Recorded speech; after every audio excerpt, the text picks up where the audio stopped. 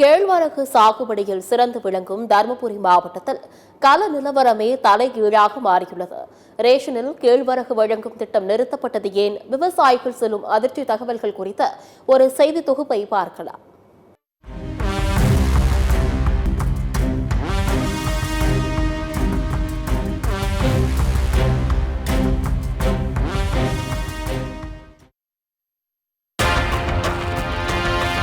Ration கடைகளில் குடும்ப அட்டைதாரர்களுக்கு தலா 2 கிலோ கேழ்வரகு வழங்கும் திட்டத்தை தருமபுரி, நீலகிரி மாவட்டங்களில் தமிழக அரசு தொடக்கி வைத்தது. 2023ஆம் ஆண்டில் தொடக்கி வைக்கப்பட்ட இத்திட்டம் படிப்படியாக தமிழகம் முழுவதும் விரிவுபடுத்தப்படும் என்று அதிகாரிகள் தெரிவித்தனர். ஆனால் அத்திட்டத்தை தொடர்ந்து செயல்படுத்த போதிய கேழ்வரகு கையிருப்பு இல்லாத நிலை உருவானது. அண்டை மாநிலங்களான கர்நாடகா, ஆந்திராவில் கேழ்வரகு கொள்முதல் செய்ய தமிழக அரசு எடுத்த முயற்சியும் தோல்வியில் முடிந்தது. கேழ்வரகு உற்பத்தியில் முதலிடம் வகிக்கும் தருமபுரி மாவட்டத்திலும் அதனையொட்டிய கிருஷ்ணகிரி மாவட்டத்திலும் விவசாயிகளிடம் கேழ்வரகு கொள்முதல் செய்வதற்காக அரசின் நேரடி கொள்முதல் நிலையங்கள் திறக்கப்பட்டன. ஆனால் கேழ்வரகு சாகுபடி பரப்பளவு சரிந்ததாலும் விவசாயிகள் போதிய அளவில் சாகுபடி செய்து விற்பனைக்கு கொண்டு வராததாலும் ரேஷனில் கேழ்வரகு வழங்கும் திட்டத்தை தொடர்ந்து செயல்படுத்த முடியாமல் 6 மாதங்களிலேயே அத்திட்டம் மூடுவிடாவை கண்டது. வேளாண்மை துறை விழிப்புணர்வு பண்ணாதனால, இந்த உற்பத்தி குறைஞ்சதுனால தமிழ்நாடு அரசு அறிவித்த திட்டங்கள் இன்னைக்கு முடங்கி போயிருக்குன்றதான் என்னுடைய குற்றச்சாட்டு.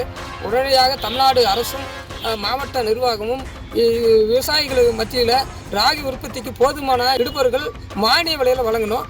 அது மட்டும் இல்லை, அந்த விவசாயி உற்பத்தி பண்ணுற பொருளுக்கு கூடுதலான விலை கொடுத்து விவசாயிகிட்ட வசூல் பண்ணி அனைத்து ரேஷன் கடைகளிலும் தமிழ்நாடு அரசு, தமிழ்நாடு முதலமைச்சர் அறிவித்த அடிப்படையில் அனைத்து ரேஷன் கடைகளிலும் ராகி வழங்குறதுக்கு ஏற்பாடு செய்ய வேண்டும் என்று சொல்லி இது மூலமாக கேட்டுக்கொள்கிறேன். நாற்று நடவு, களை பறித்தல், அறுவடை என அனைத்திலும் மனித ஆட்களையே நம்பி இருக்கிறது கேழ்வரகு சாகுபடி. ஆனால் இங்கு ஆட்கள் பற்றாக்குறை. அப்படியே ஆட்கள் கிடைத்தால் கூலி உயர்வு. அதையும் மீறி ஆட்கள் கிடைக்க முட்டுக்கட்டை போடுகிறது 100 நாள் வேலை திட்டம். வேலை அதிகம், விவசாயம் பண்ணுறது கஷ்டம், காசு அதிகமாகுது, செலவு. இதெல்லாம் போக எங்களுக்கு எந்த லாபம் நிற்கிறதில்ல. தண்ணி பார்த்தோம்னா விளையிறதில்ல. கஷ்டப்பட்டாலையும் விளைஞ்ச மாதிரி தான். இப்படி கேட்டுட்டு நாங்கள் என்ன செய்ய முடியும் சொல்லு? கவர்மெண்ட்லேயும் அந்த சலுகை இல்லை. விவசாயிங்க என்ன பண்ணுவாங்க? அரசு திறந்துள்ள கொள்முதல் நிலையங்களில் மத்திய அரசு நிர்ணயித்த குறைந்தபட்ச ஆதரவு விலையான கிலோ 42 ரூபாய்க்கு கேழ்வரகு கொள்முதல் செய்யப்படுகிறது. ஆனால் தனியாரில் கிலோ 60 ரூபாய் வரை கொள்முதல் செய்வதாக கூறும் விவசாயிகள் அதனாலேயே அரசின் கொள்முதல் நிலையங்களுக்கு கேழ்வரகை கொண்டுவர ஆர்வம் காட்டுவதில்லை. வேளாண்மையில் செலவுகள் அதிகரித்து விட்டதாகவும், ஆனால் அதற்கேற்ற உரிய விலை கிடைக்காததாலே கேழ்வரகு சாகுபடி பரப்பளவு குறைய காரணம் என்கிறார்கள் விவசாயிகள். விவசாயம் செய்ய ஆசையே போயிடுச்சுங்க. கூலி உயர்வு, ஆள் பற்றாக்குறை, உரம் அளவுக்கு மீறி விளையிடுச்சு. இன்னைக்கு அந்த அளவுக்கு உரம் விலை இருந்துச்சு. அதனால் எந்த விவசாயமும் செய்ய முடியல. வெளி மாநிலம் தான் வாங்கி ஆகணும். ராகி நல்லா உற்பத்தி பண்ண மாவட்டம் தருமபுரி. ஆனால் ராகி உற்பத்தி பண்ணாத காரணம் கட்டுப்படி ஆகலை. இவங்க 42 ரூபா 80 ரூபா அறிவிச்சாங்க. அது கூட எங்களுக்கு கட்டுப்படி ஆகாத நிலையில் தான் நாங்கள் விட்டுட்டோம்.